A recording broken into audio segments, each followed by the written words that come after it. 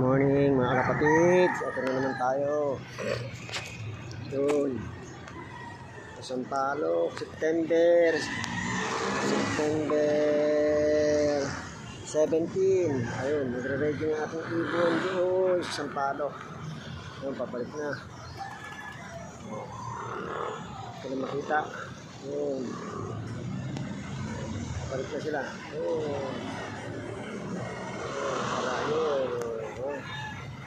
layo ng nireading nila doon sa may SM. Yan, minsan napagkakamalan. Ayan na, pabalik na sila. Ayan na, sana wala. Ayan na.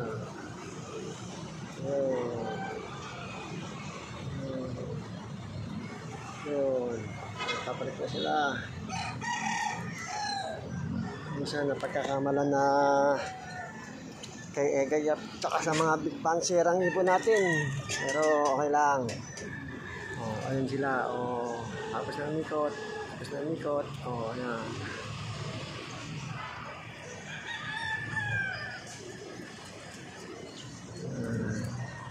Ayan ang ibon natin. Hindi natin masipat. Tapos ang layo na ng reading nila. Yan. Maya bababa na yan. Hindi na tayo taas ng bandera kasi malayo naman nire-reading. Ayun. So sana pagkaamala ng ibon natin na sa mga big fancier na malupit magparonda, magpa-reading.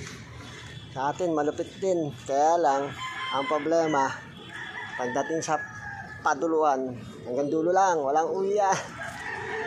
Pero okay lang. Pasasaan ba't maukuha ko rin yan. Magtsatsyamba ko rin yan, lalo na sa mga aral-aral pa. Aral-aral lang. Kailangan walang sawang pag-aaral para wala tayong ibon. Meron tayo breeder.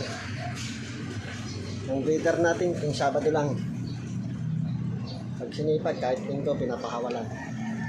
Breeder flyer yan. Pero next season, sila naman ang pahawalan natin. Pahawalan. Palit na. Lahat na napauwi. Nandiyan naman. Pag may nakauwi.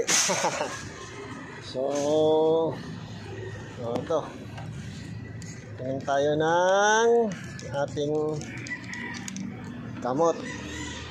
Yan ang tinatawag na ano bang magandang gamot? Gin bulag. Ayan.